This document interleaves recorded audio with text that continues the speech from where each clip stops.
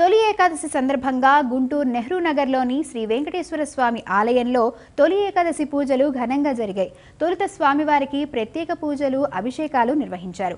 ఆలయ అర్చకులు స్వామివారికి లక్ష తులసితో అర్చన నిర్వహించారు. వివిధ ప్రాంతాల నుంచి పెద్ద సంఖ్యలో తరలివచ్చిన భక్తులు స్వామి, అమ్మవార్లను దర్శించుకున్నారు. అబ్బో, ఇక్కడ కేజీ చీరలు కొంటే అర కేజీ చీరలు ఫ్రీ అంట. మంగళ్య షాపింగ్ మాల్, కేజీల్లో సేల్, టన్నుల్లో ఆనందం.